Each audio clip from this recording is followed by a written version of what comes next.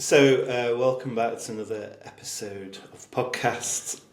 Today, our guest is Gill, who's a director of SENCO, so Special Educational Needs and Disability. Is that right? Yeah. God, kept me this morning on fire. And has come in to talk about teaching and pupil referral units and kids that have challenging lives and trying to get them back into mainstream schools and lots more. Welcome. So 30 years in teaching. Yeah. Wow. Did you, when you started off, did you expect to be what you're doing now? Or? No, because I qualified.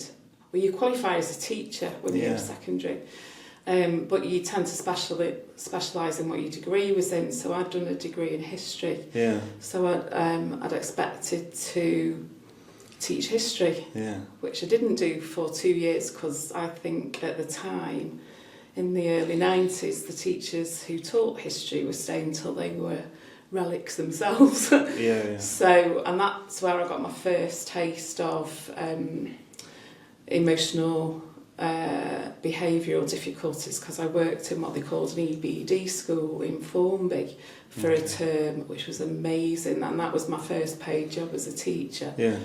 But it was really important to get experience in mainstream schools so that you understand how the system works. So I did stay, I did eventually get a job as a history teacher, but I only ever taught history once for a whole year with nothing else. I've taught all kinds of things because they top you up. You think if you can teach history, you can teach just about anything. So I was frequently teaching RE and geography, and the school I was at the longest for 12 years, I taught the equivalent of PSHE. And I had taught a bit of ICT and all kinds, you just have to adapt. The amount of acronyms in teaching these days is outrageous. Oh, it is, yeah. No. Let's not go there. So, over the years, there's been a few...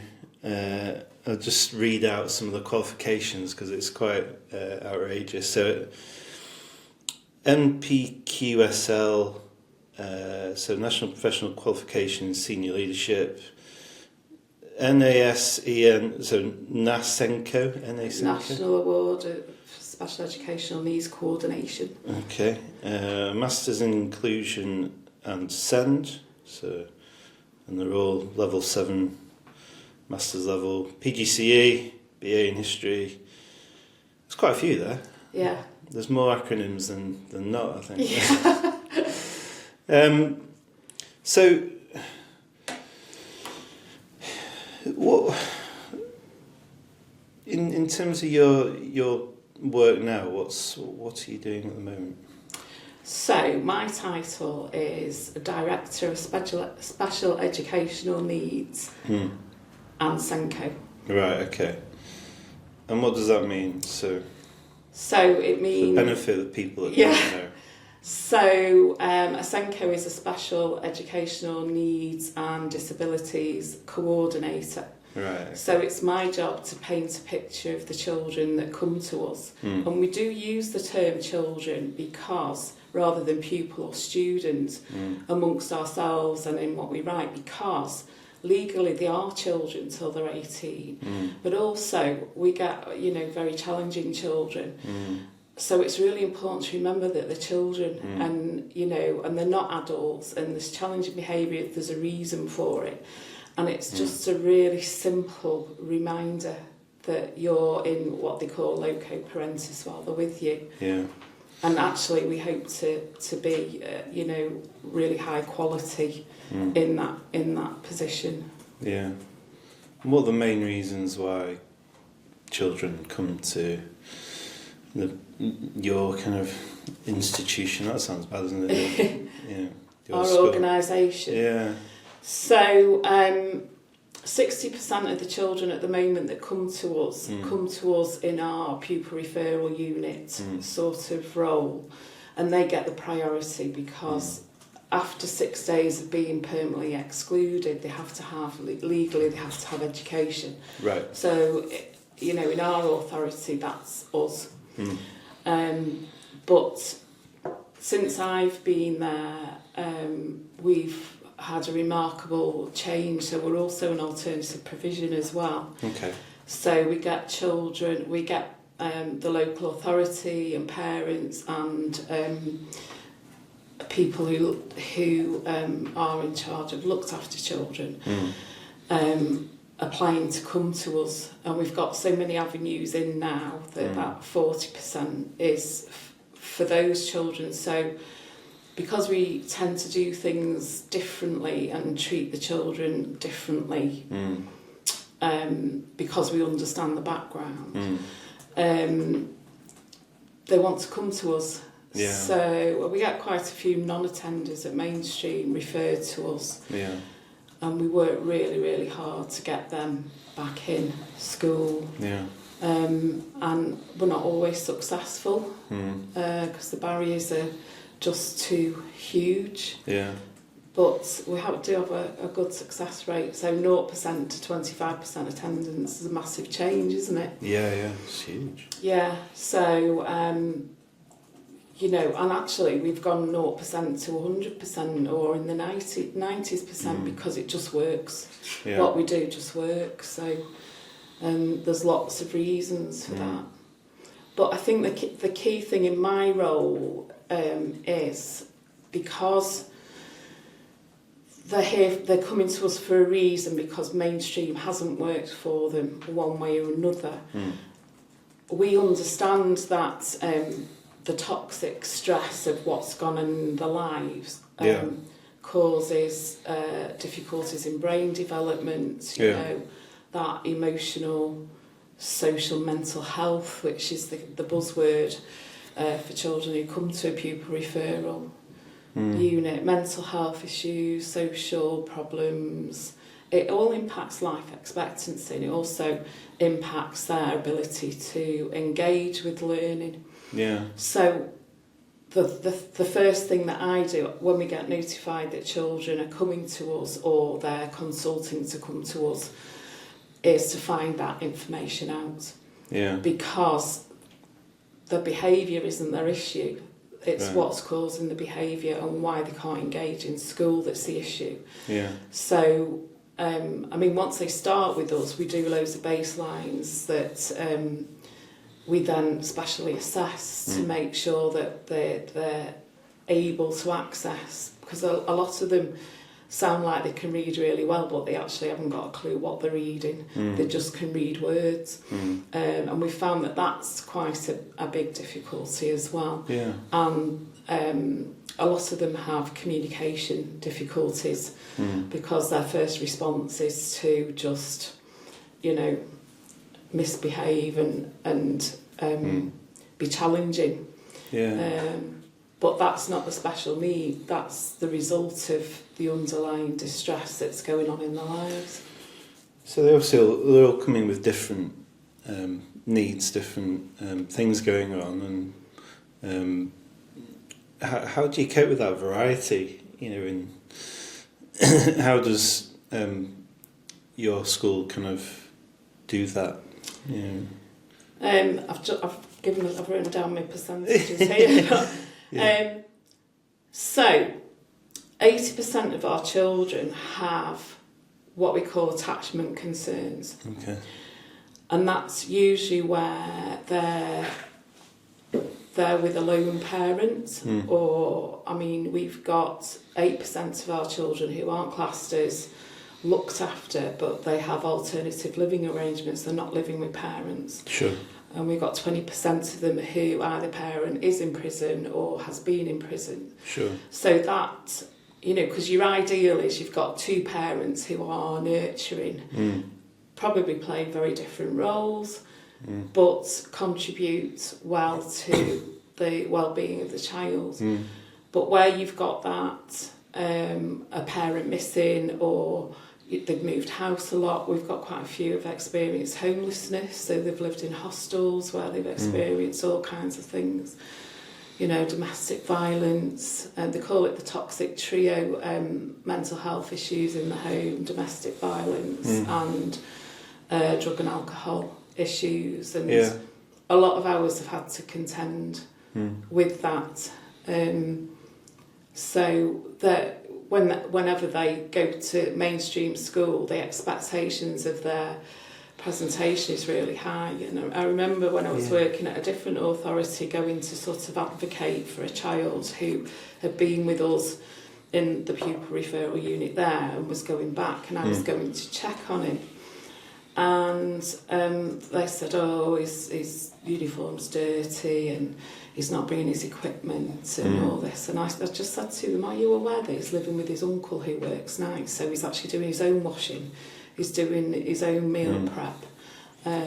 Would it be possible that there was a pencil case for him to pick up on his way in? Could anybody help him with his uniform issues? You know, please don't be putting him in detention because he's not got the right uniform or the equipment. You know, because that's outside of his realm of what he can do. Because they were talking about permanently excluding him for not following the school rules in what he looked like and what he had with him.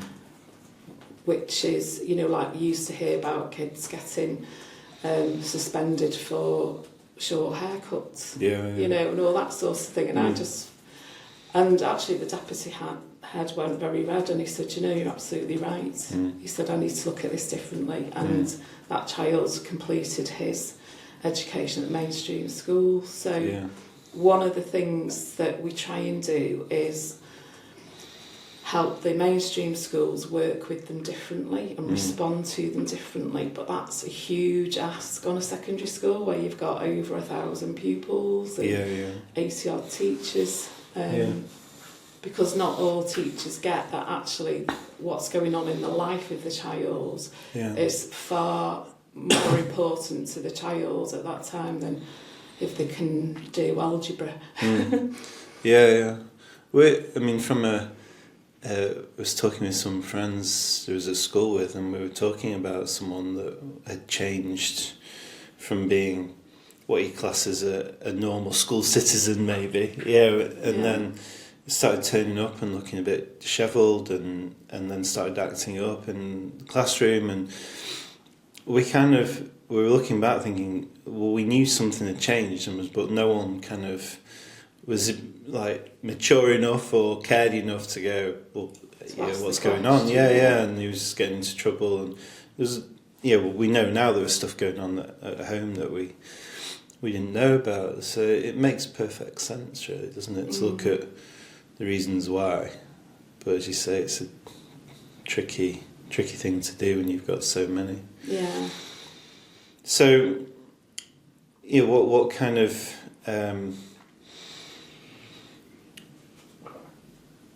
we can talk a bit more about that, actually, about mainstream schools. And do you think how government have come in, and there seems to be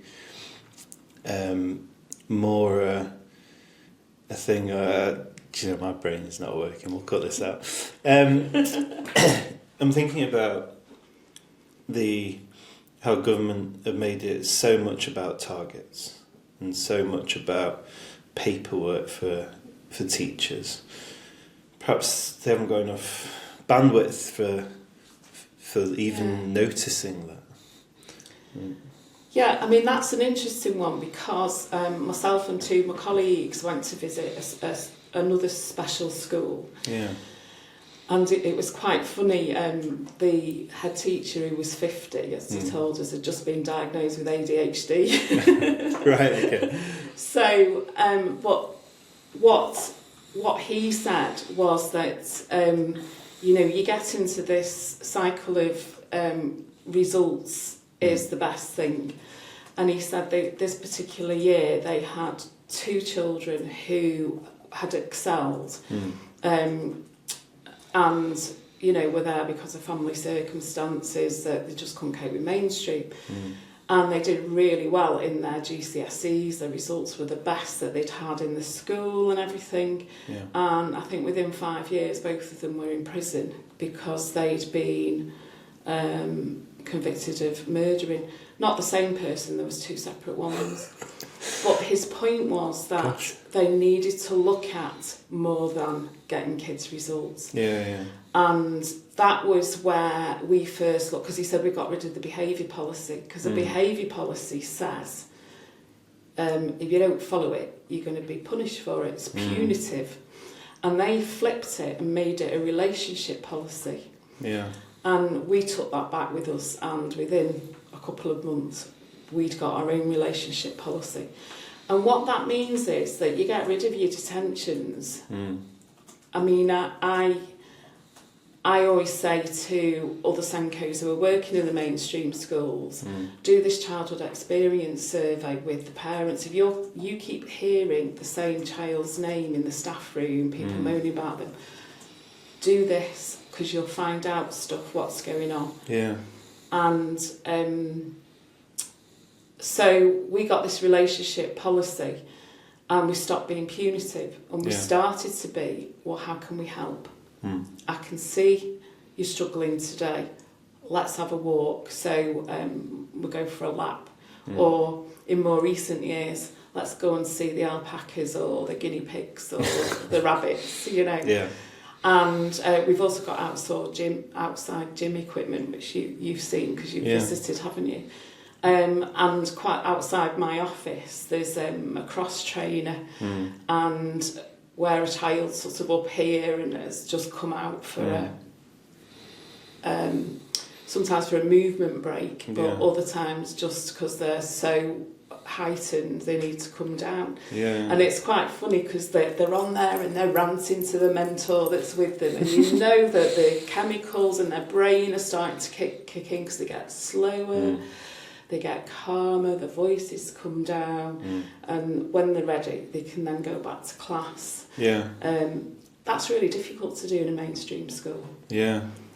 And we're very staff intensive for that reason, because these children need to be able to let off that steam to get the rant out. And sometimes they've got legitimate complaints to make, you know, and when we recognise that, you know, we sort of parachute in whoever is the one that knows best about that, because I work with tremendous people, and we all bring something different to the table.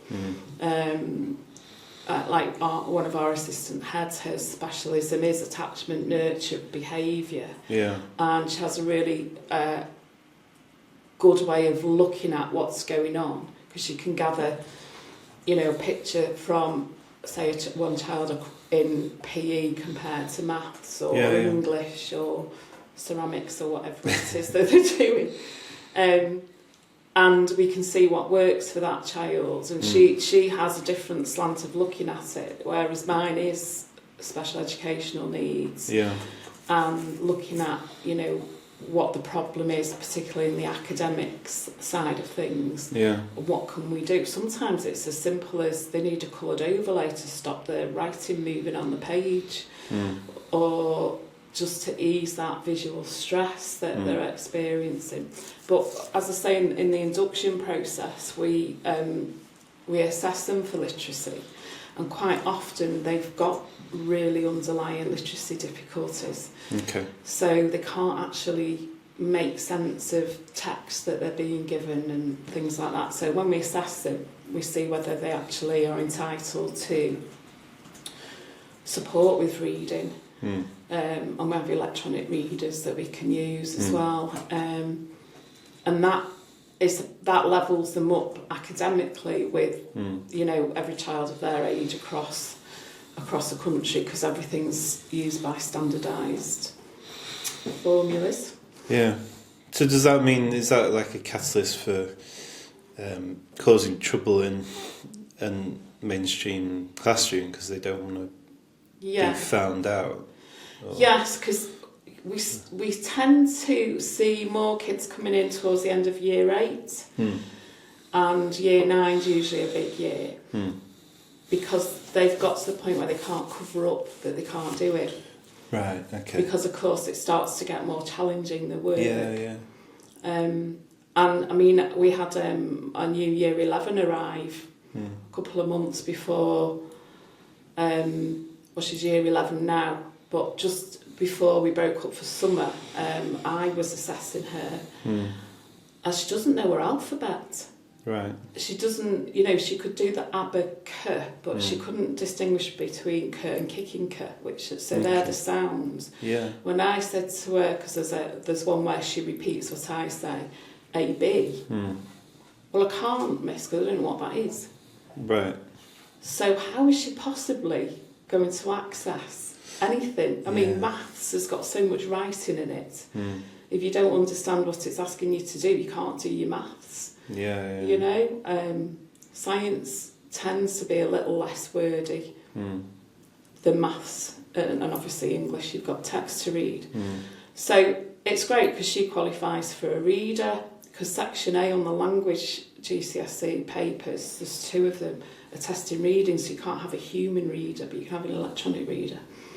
Okay. So, because you get kids that will read and then they'll think, well, I don't know that word, but I know a word that looks that shape and that sort of length, and they'll throw that in. Yeah. And then it changes the whole context of what they're reading. Sure. So they can't answer the question about that text because the answer they give you is what's come out of their mouths rather than what it says. Yeah. So, it's really fascinating. Being able to do that one-to-one work and really unpick what a child means by, or I had a girl that was saying, well, I just hear voices in my head all the time. So obviously part of you thinks, oh gosh. But actually when I unpicked it, it wasn't voices, it was loads of ideas pinging around her head. Well, we'd done an ADHD referral for her, and that's one of the things that can be what happens to a child. There's so many ideas bobbing around in the head, crossing, that it sounds like voices, because and nothing's winning because they're all shouting loudly at her. Right. And as I say, she was diagnosed with ADHD. But, that can be quite scary when a child says they're hearing voices, because occasionally they really are. And we work really closely with the school nurse provision and things like that. So, and we've got a school counsellor who works with our children as well, which also helps to unpick. I mean, they don't share anything. Obviously, the safeguarding stuff comes up, that goes down that process. But, it's really important to unpick all this. Yeah. When they get diagnosed, because they understand why, do they calm down a bit? That's a real generalistic question to ask, but I'm just interested in that. Once you understand why your brain is talking at you all the time, you're not mad and you're not stupid, you just... My experience is that when they're going through the process, they don't really understand what it means. Right. So one of the things I have done over the years is spend time with the child and with the parent or carers, just explaining what ADHD is and actually why medication helps. So some of them it's a relief that there's a reason why, because I was... that's what I was meaning, really. Yeah. He was due to go back to his mainstream school, and he was all over the place. I was assessing him. So I asked questions as I go along, I'm like, oh, that's really interesting you've said that. Can you tell me a little bit more about that? And he was saying about how he tries so hard to be good, and on his way into school I'm not going to get sent home today, I'm not going to get in trouble today, I'm just going to go into the classroom and sit down. And I said, and what happens? He said, well, I go in and sit down and I think my head's going to explode if I don't move. Yeah. So, yeah. And he genuinely believes that he's got to get up and move because otherwise he's going to have real problems with his head. And I said to him, well, that could be messy as well, couldn't it? And he was diagnosed with ADHD, but he wasn't taking his medication because there's a lot of medication out there. Yeah. And some of it really doesn't suit them and it makes them quite poorly. And it impacts some of them impact their ability to eat very much. So, sure. The weight is monitored. Appetite. That's the word. Yeah, that's the word, appetite. And some parents are really scared about children going on medication. And because I grew up quite some time ago when ADHD first arrived or was first named, on a more mass sort of scale, and it was E-numbers and it was poor parenting, and of course it's not that at all. It's the brains develop slower. The parents are hippies, used to hear that. Yeah. Let them get away with anything. Yeah. No structure. So a child with ADHD is born with it. The only other way I'm aware of that you can get it is if you've had a head injury that damages that part of the brain. Sure. But you are born with it, and usually your brain development is 2 to 3 years behind your peers. And what happens, so you've got your two parts of your brain, and I was constantly having a good old chat with itself and communicating backwards and forwards. Yeah.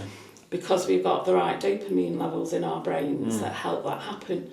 Children with ADHD or people with ADHD don't have that, which is why they need to move, because as you know, with all the exercise you do in the summer, all those runs you get, you get a real sort of endorphin high from it, can't you? Yeah. You probably know the names of the chemicals better than I do because I forget them. But that helps the brains to work better. So that's why these children need to move. So back in 2019, we introduced a load of... We said, you need to build in movement into your lessons. Because the other thing is that children who've suffered lots of trauma... They need to move to get more of that chemical to calm them down. So movement breaks is a win-win for children with ADHD and children with anxiety and all kinds of things in the backgrounds that they're trying, because inside of them a lot of these kids are silently screaming. Sure. And so if getting them to move as part of the lesson and part of their daily life helps calm them or helps the brain work better, then it's a win-win. And that way you can hit just about all the children in your classroom. Sure. And that's like a tip for mainstream teachers, really? Yeah, well, and it's possible? doable because, as I say, I was head of history. My last mainstream year, I had 311 children walk through my door every week. Yeah. We had to mark their books every week. But actually what I found over my 12 years in that school was that actually I was forever collecting children who'd been sent out for misbehaving into my classroom. So they were all doing extra history or whatever lesson it was I was teaching. Sure. Because I just got them. And I recognised that there were some teachers that were younger than me that couldn't cope with the behaviour. So what they would do was trigger the child to swear at them so they could send them out.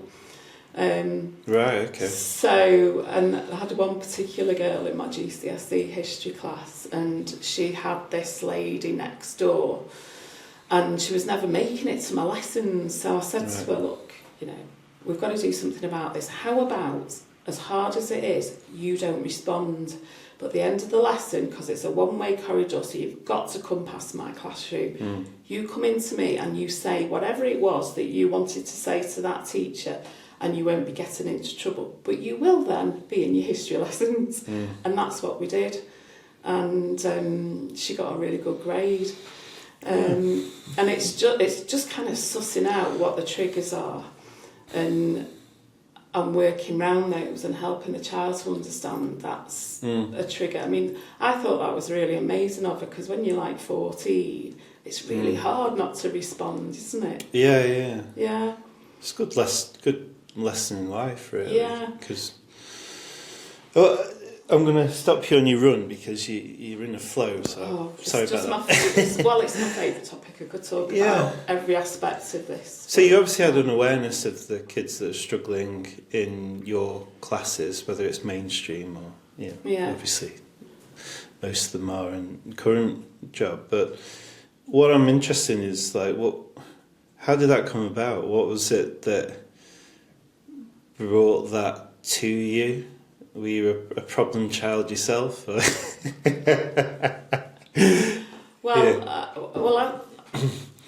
weren't around for most of my childhood, because I was nearly 15 when you were born. We should probably say that we are related. We've not said this yet, so people don't know. So Gill is my older sister, and but I'm interested in this because you're obviously 15 or 14 when I was born. And it's like before James and after James. There's a real split in the road, really. And I believe that this is the root of why I just get it. I had a very difficult relationship with Mum, and I believe it was because I wasn't really like her friends' children. So you interviewed Sally Rogers several months ago, who was Mum's best friend's daughter. So we spent a lot of time together. We were like chalk and cheese.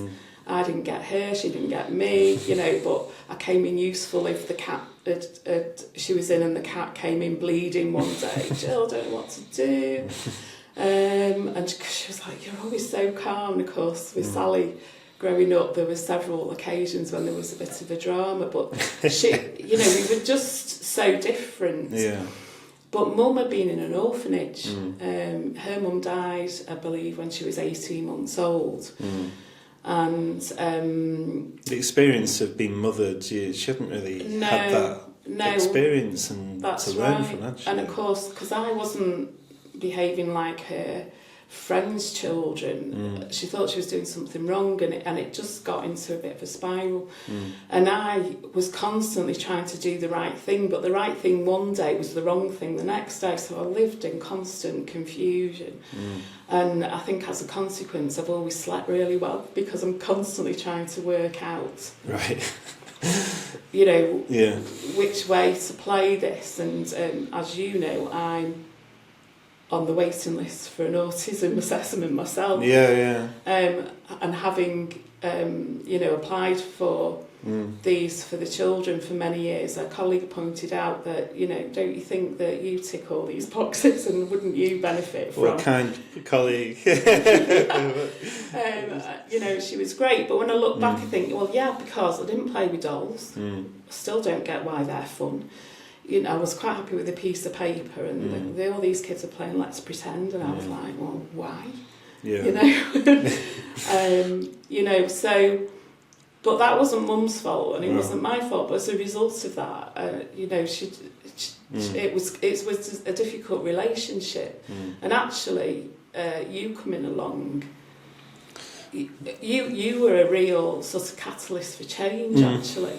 As always. Yeah, and I mean, I feel really privileged that over the years, it took about 20 years, Mum and I were able to talk about what had gone on, straighten it out, forgive each other, and when we lost her, we were in a really good place, because none of that mattered anymore.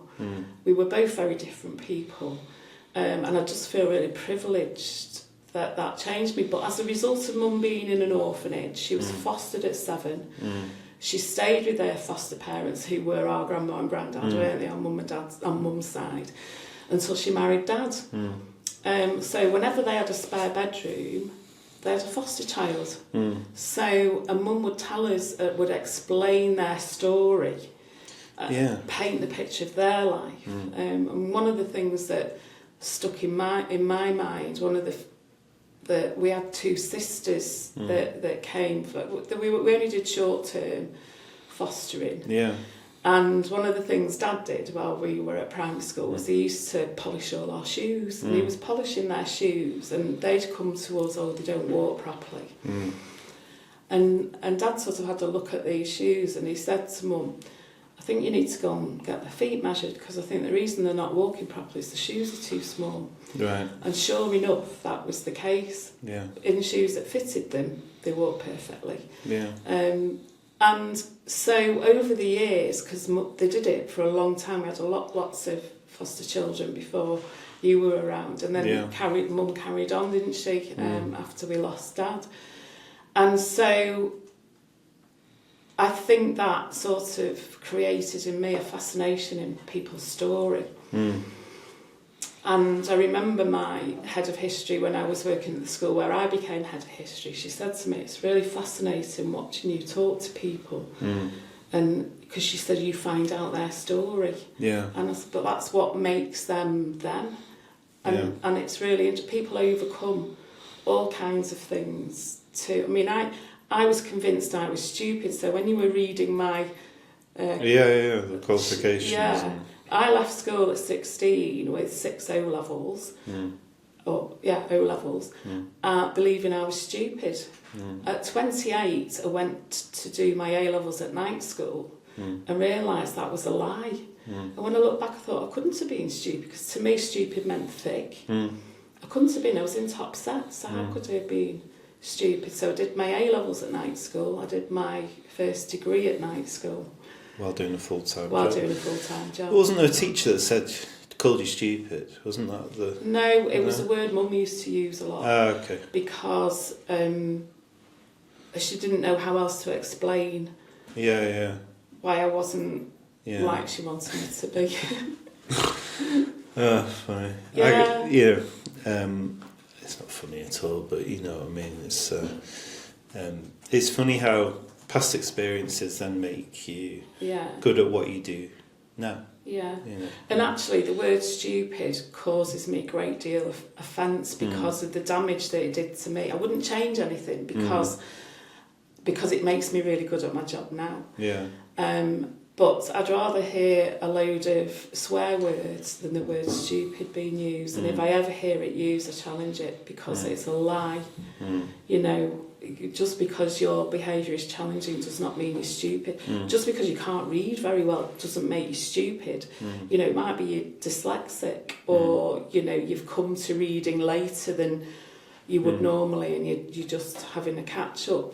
We've got 2 Year 11 children at the moment who don't know all the phonics. So we put in some interventions with that, because obviously if you can't break a word down into phonics, you don't know what it says, do you? Yeah. So it's not about being stupid, having learning difficulties. Crazy. So when I'm fascinated by that. And is that the watch saying move? No, the watch is saying I found a definition of the word stupid.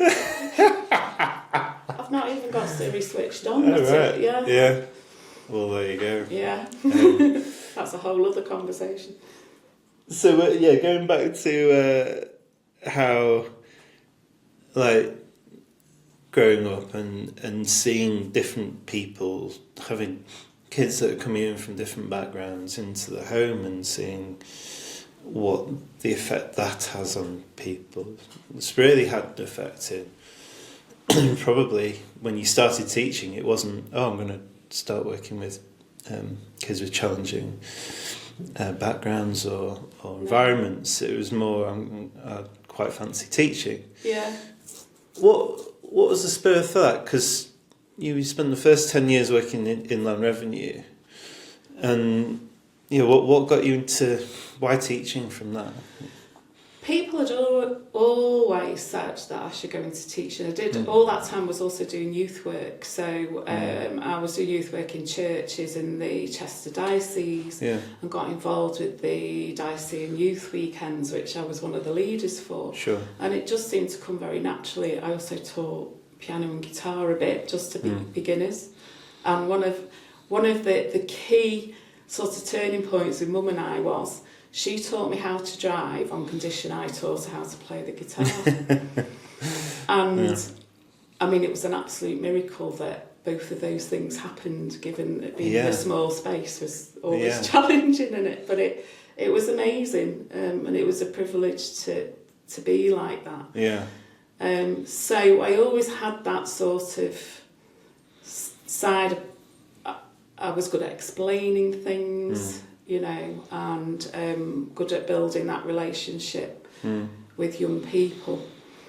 And generally, you know, it was always, I mean, obviously, the children that we used to see at the youth weekend tended to come from quite middle class backgrounds. But, you know, in one of them, we discovered one of the girls was crying and she thought she was pregnant. So myself and Julie, who, you know, a good friend of mine, who she was also helping on this particular one, we helped her talk to her parents and in a way that would mean that they wouldn't explode, because that's what she was scared of. And then left it with them. And I got a letter from her several years later to say thank you, that it really helped. Most of the time you don't hear back, and, you know, you just hope and pray that they are actually, you know, doing okay. Okay, so could talk about things for hours and hours. Yeah. Are there any tips you would give teachers who are moving into working in a pupil referral unit from mainstream that would help, you know, not in terms of teaching style, but like expectations and so I mean, it's an interesting one. You cannot be there, you can't work in our environment expecting children to respect you because you're the teacher. It's not going to work. In fact, if that's what you think and that's what you want and that's your expectation, then you're not in the right place. And in fact, I believe that teaching anywhere, if you think you deserve respect because you're the teacher, then you're in the wrong job. So you've got to have a bit of a hard skin, and you've got to develop ways of dealing with if a child swears at you and because they have learnt in mainstream, if they are personally rude and swear at a teacher, then they're going to get out of the class that they're scared of because they've missed a lot, because quite often they've missed huge chunks of school, and they don't want to look stupid in front of their friends. And this is what they say to you: "Oh, I don't want to look stupid in front of the class." So you've got to learn some techniques, and so I mean and actually it makes them laugh. So one of the ones, and they get, because actually what they don't realise they're understanding is that you get them. So we're not taking that, we're doing it differently. So, you know, one of the things, I mean, I have lost 4.5 stone, but one of the things the kids like to do if they're feeling scared or frustrated or angry and you happen to be in the way is they'll go, "You're an effing fat stupid bitch." So sometimes, if it's on a corridor situation, I'll say something like, "Well, it might be many things, but stupid's not one of them." And they're like, but in a classroom situation, if they do that, and because you know that they're struggling, and they think that if they're gonna be rude and swear at you, then they're gonna get out of it. Oh no, you're not. So one of that phrase, "You're an effing that stupid bitch," is usually the one that comes out of their mouth. So in a classroom situation, or where I know the child better, I'd go, "Which "your" is that then?" And they go, "Is it the one with the apostrophes?" Yeah, that's the right one. Where were you up to?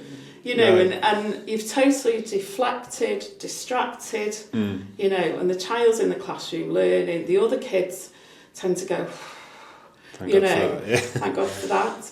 Yeah. And the child tends to then look up and look confused as to, just a minute, how is it that I'm doing this work when I was trying to get out?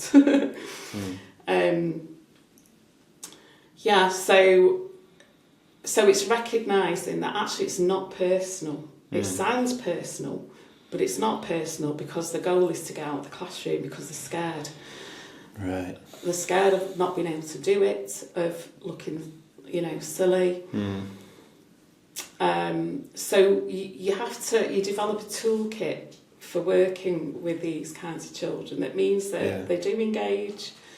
So some of them, you know, I mean, we've got a few that qualify for scribes because their handwriting is so unreadable. But that you might find that out because they won't write anything down. So sometimes they won't engage. So sometimes I might find myself, because I ended up teaching English in the Pupil Referral Unit. So tell you what, you tell me what to write. You know, you don't want to make a big thing of it. You tell me what to write. What do you want to write?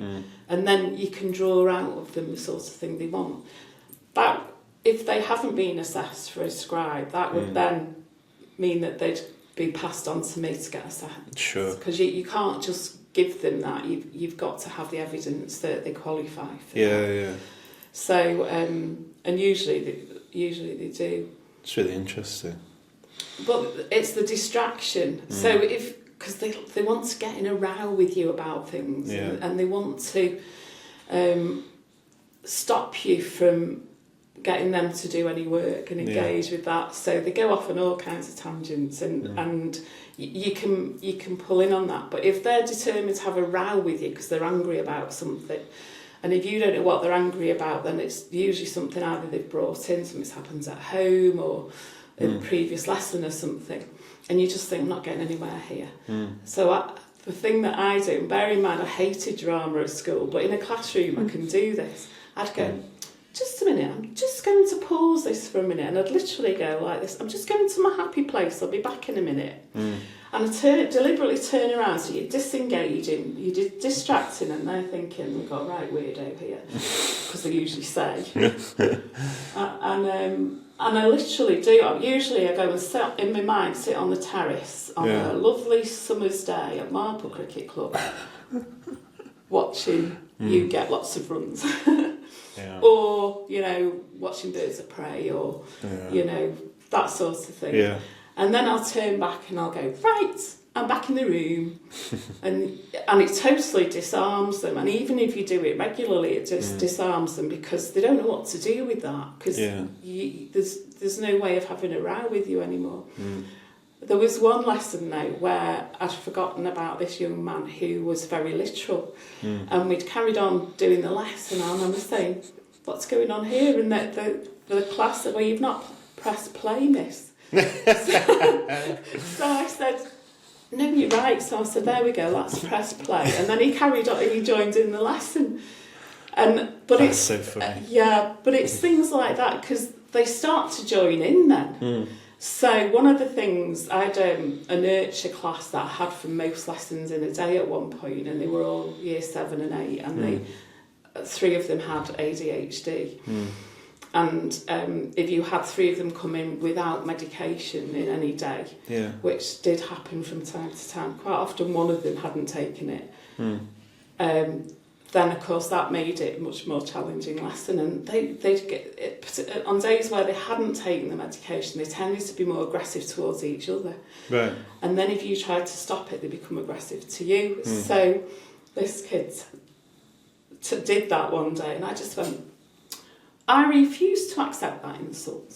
And we're like, what do you mean? I said, well, I'm not having it, you can keep it. So they were all, so carried on doing this because they'd had a week where they were really aggressive, and I thought, I'm not helping this because they're ignoring me and carrying on. And I tried which had worked once. They were having this massive row between them. There was 5 of them, 3 with ADHD, all arguing about something that had gone on outside of school. I couldn't intervene in any shape or form to get anybody's attention, so I got a little clip, I've got several clips to hand just in case of emergencies, but this one was the Minions singing I Know a Song That'll Get On Your Nerves.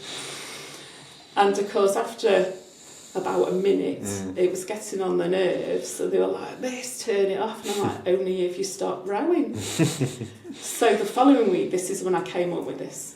I refused to accept this insult, and there was one day I arrived with a really bad migraine, and the deputy had just turned me around and sent me home. She said, don't forget about the classes, we'll sort it. I said, I can't set work, I'm just...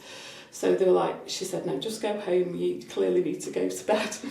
And I came in the next day, found out who had done the classes, and just asked if everything was all right, so you forewarned before they arrived. And she said, yeah, she said, they kept doing this thing to each other, which really freaked me out. And I'm like, what was that? Well, it was, I refused to accept that insult. And you know what? Nobody called anybody any names after about 2 weeks. It was amazing. That's so... I mean, it's really fascinating about human behaviour, and they're learning a toolkit themselves, aren't they? Yeah. I suppose. Yeah. How do you balance that emotional and kind of social development, staying in school, with the academic side of things? Because the main, one of the goals is to get them to come out with something out of their school life. And is there, is that a tough thing to do? Is that? It is, because if you don't develop a relationship with the child, they're not going to engage in your lesson. They're not going to engage in learning, because, I mean, I felt that was really important when I was mainstream teaching, which is why I ended up with all the challenging children choosing to do history GCSE. And actually, we had a great time because they'd learned that learning could be fun, and it was safe. It was a safe place. I was never going to humiliate them, but we might have a bit of a giggle. And I mean, like very early on in one year group of the year 10, I had a girl who I knew of, but in fact it was the girl I was telling you about before, but I'd never taught her before. And she shouted across the classroom to her mate something that, I just couldn't imagine coming out of anybody's mouth. It was... And I just said to her, that's no way for a princess to speak, is it? And she looked at me absolutely, gobsmacked. And everybody laughed. And from that point on, she was referred to by the rest of the class as princess. And did she like that? And she never ever used that language again in the lesson. And, it was... So it's just, I don't know, it's kind of like sometimes you get a bit of inspiration. That was, that seemed to bypass my brain and just came out. Yeah. And it's, I've forgotten what question you asked. Well, it's about balancing like academic. So you're saying the relationship has to come first. Because they need to trust you, because teachers are people that cause them to be in isolation or suspended and don't listen to them. So it's really important to us that we hear what they're saying and they understand that we're listening.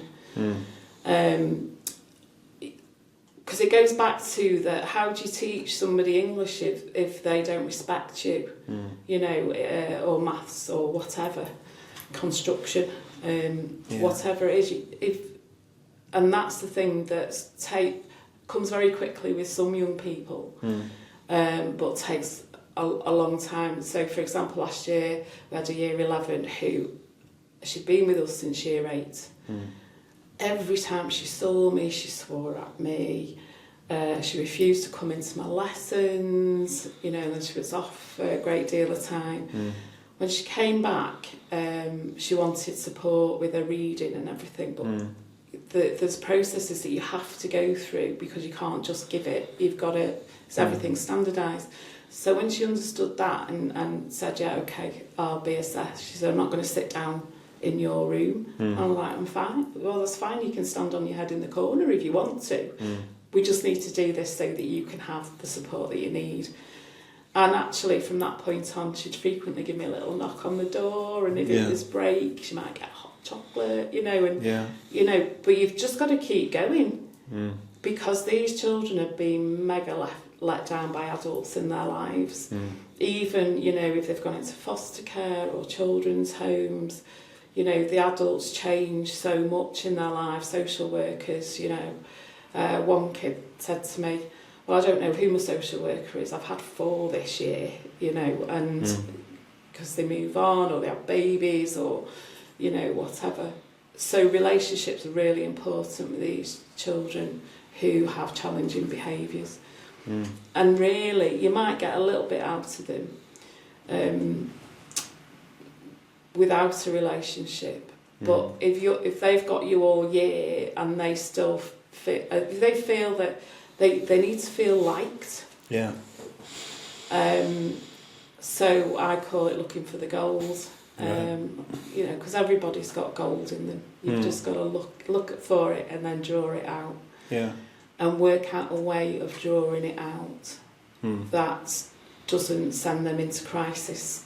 You know, because sometimes kind words have led to, you know, grooming activities and things like that. So it's a balancing act and it's trial and error with each child. Yeah. But the better your relationship is with a child, the better they're going to engage with your learning. Sure. Because they trust you. And it's one of the hardest things for them is being wrong. Because they're scared of being wrong because they don't want to look stupid to people. And they use those words, which is why stupid is such a damaging word. Yeah. So one of the phrases we say, it's okay not to know. Just say you don't know. Yeah, yeah. It's just, it's not okay not to try. And some of them don't try because they're scared because they don't know. And so, you know, it's a minefield. In everyday life, that's important because when I was a consultant and dealing with big multinational companies and they're saying, how do you do this? For me to try and blag it it's not the way to do it. No. You have to say, actually, I don't know, but I'll find out for you. And, you know, I'll make sure I come back to you with these points. And that kind of skill in everyday life is quite valuable, I think. Yeah. And sometimes, because one of the things that we do, more the mentors, because they work with the children when they're out of class, when they should be in class. Once they've, you know, in a position emotionally to cope with a discussion about that. Some of them, they can't do that till later in the week or the next day. Yeah. Just wondering if there's a different way we could do this. Yeah. You know, and it's very, very slow because a lot of children have got very poor working memory if they've got trauma, if they've got ADHD, you know, and all that sort of thing. So you might think one day, fantastic, they've got it, and then the next day they'll like, I don't remember ever doing this before, miss, you know, and it's recognising that actually that's to do with their working memory, it's not to do with you can't teach. Right. Yeah. So it's constantly reminding yourself this isn't personal, this is to do with, you know, a barrier in learning that we've just got to keep, you know, going with. Relationship. When I always ask, you know, what went well in mainstream, was there anything you liked? And they'll say, they quite often say, oh, well, I liked whatever subject, and some of them are like really quirky subjects. Well, why did you like that? Well, the teacher was kind to me. And that's the top reason why they liked lessons in mainstream. Right. So kindness is something that we try and practice and sort of model across the school. I remember you saying to me that when people come in the classroom, when children come in the classroom, you say, "Oh, it's great to see you. Yeah. Come in, lovely to see you." It's every single one of them. Just starts the relationship in that moment well. Now, because there's so many young people with education healthcare plans at our place now, I don't teach anymore, but I do walk along the corridors a lot. So it's lovely to be able to say, "Oh, hello, I know Michael. Lovely to see you today." And I'm getting them saying, "Oh, it's nice to see you." You know, and you know, just passing, but smiling, just it makes such a difference, you know, because I remember challenging children come into my mainstream class, and they are often the children that will be off for several days here and there, and you would like, you'd say, "Lovely to see you. Do you remember where you're sitting? You know, this is where we're up to. Have you got a pen?" I mean, I saw somebody at a wedding recently, and I didn't remember them because they were one of the good girls, and I tended to only remember the ones that you could have good banter with. You know? And she said, "Do you remember you got so fed up of having to lend pens out that if you had to lend a pen out, they had to put a shoe under the board?" So we'd only get the pen back when they only get the shoe back when I got the pen back. Totally forgotten that. And in the end, I just bought whole sets of pens for the tables in different colours, because I like to colour code things, because I know that people remember things better if they're colour coded, unless they're colourblind. So, but what one of the lads in one of my GCSE lessons liked to do was to swap the ink colours around. So you think you're getting a red pen out, and it's not; it's green. So they swap that, you know, stuff like that. So particularly one class after that class, they'd go, "Just sort your pens out for you, miss," you know. And you know, because why are we saying you've got to have your own equipment with you, and if you can't, then there's something really bad about you, when it might be just that you can't afford to buy your own, and your mum's not looking after you, and you know, you're sort of trying to get yourself together. You know, I just wanted to take that out of it. So, but my stage to getting to that point was the swapping a shoe for a pen. And I'd totally forgotten about it till she reminded me. So, moving forward, I heard, well, we were speaking about it before, about the government's Special Educational Needs Act, I think it's called, that's been postponed. What's your kind of thoughts on that? Well, I am slightly concerned about it, because before education healthcare plans there was something called educational statements, and the threshold for getting one of those was really high, and didn't include the social, emotional, mental health side of things. So the code of practice, when that came out, the Special Educational Needs and Disability Code of Practice, when that came out, it's a big piece of work. But it clearly states that behaviour isn't the special need, and that you need to be looking behind that, which was actually where I came from anyway, because you know, you don't behave. Behaviour is a message. You're constantly communicating something by how you behave. So if a child's in crisis and you know, having what they call a meltdown, it's not words we use in our school, we call it they're in crisis, because actually that's what's going on inside of them. Then you need to find out why, because otherwise that you're going to see that behaviour repeated and repeated. So I'm a bit concerned, because there's a lot of children needing education healthcare plans where it states that legally they're entitled to the whatever it says in it, you know, and that each school has to provide A, B and C. And they're huge documents. They're probably average about 25 pages. And when I'm doing reviews, so I'm in the middle of the Year 11 transition reviews at the moment, I have to go through every single page and highlight what would prevent a college from saying, yes, we can meet their need. Can we phrase it differently? Do they still need that? So you have that conversation with the child and the parent or the carer. social workers, family help people, anybody who's involved in their lives gets to say what they think. And of course it's an expensive thing, so my concern is that they're going to raise the threshold.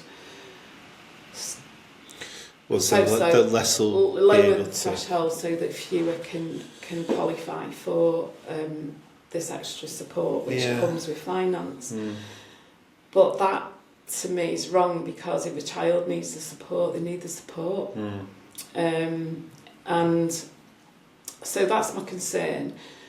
Also, I mean, the Code of Practice is based on the Children and Family Act 2014, so they'll have to change the law to change, if they're going to change the thresholds for an EHCP, they're going to have to change the law, so they can't just... overnight. And I wonder whether they've just realised that, which is why they've gone, oh no, we can't do it yet, we've got to put it back. But I'd be really interested to be part of a working party that helped them come to the right decisions about that. You know, I mean, we have 70 out of 109 at the 194 at the moment that have got EHCPs, as we call them. And what does that stand for? Education healthcare plan. But most of it is education, but obviously they look at social care involved. Sure. You know, what is the health stuff, so children with autism and ADHD or both, and the emerging disability is a developmental language disorder. So which impacts, you know, your understanding of anything that's said to you, anything you come across, you know, and causes distress, because if you can't understand what somebody's telling you, even if they're speaking in the same language, it's really difficult to know how to respond, and that causes confusion and distress, which then has that knock-on on behaviour. So if you're in a mainstream class and you've missed lessons, so you've missed the foundational key lesson, you've come into it, you haven't got a clue what's going on, it's really difficult for somebody with a language disorder to just be able to read to catch up like you and I would. Because they don't understand what they're reading either, so it's doubly challenging. And if you've got a class of 33 children, that's really difficult. However, it's doable, but it means you spend time, because I, as I say, had 311 children walk through my door every week when I was last in mainstream, and without understanding why this works, I'd be building movement breaks into my lessons. So we'd do like a midpoint plenary, where I'd say, right, this is what we've been doing so far. If you agree with this statement, go and stand by the window. If you disagree, go and stand there. If you're not sure, just stand up where you are. So without realising it, I was catering to children who were feeling distressed, and children with ADHD or undiagnosed ADHD, children with fetal alcohol syndrome can appear to have ADHD, children with attachment issues can appear to have ADHD. So building movement into your lessons was a win-win, and it gave them a bit of a giggle as well. So sometimes we'd watch clips, they'd have a grid with 9 squares in, they were asked, watch this clip, write 3 things down. And then the next task for 10 minutes was to go and fill the grid in by talking to other people, because you could guarantee there'd be nobody with the same 3 things written down. Then they'd have gathered all this information from each other whilst moving, and then they can sit down and we're all right for another 10 minutes then before they need to move again. It's just being savvy and thinking through, this is what I want them to learn, this is how I'd like to do it, how can I put this in? But going back to the education healthcare plans, a lot of them come with things like one-to-one speech and language interventions, which can be done by trained people. So we work a lot on language and understanding the difficulties the children are having with language.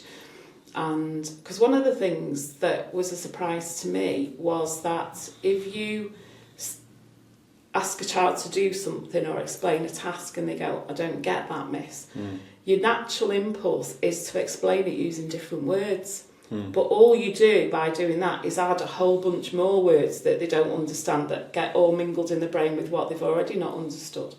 So the key thing is to say it how you've just said it, or as near as you can, and then say, so what do we mean by this? What do we need to do with this? Or what do we understand by that word? So that everybody in the room, because you can guarantee there's more than one person not understanding it, even in the small classes that we have. Sure.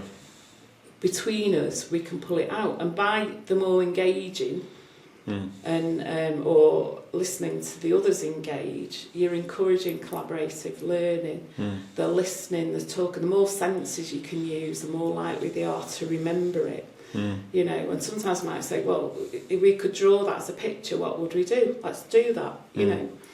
And we've got a kid at the moment likes to make a wrap up. So, you know, why wouldn't you encourage that? If that's something they can do and they're good at it, as long as they don't swear or say something rude or say something that we have to report to safeguarding, we're all right. But the fact that you're allowing them to do something that used to get them into trouble, it's just great. You know, let's build on what they can do. Yeah. Sorry, I've gone off on a tangent. I mean, there's a lot there. There's a lot there. And we've been going on for quite a while. Have we? I feel like we should be a good time to end it. Yeah. But I think we've covered quite a lot there, and there's some really interesting, I think, things that people could use in everyday life, and an understanding of where behaviour comes from. And I know from our chats, many chats over the years, that I wanted to kind of bring that out. So it's been good. Yeah. Right. Well, thank you for coming on the podcast. Thank you for having me.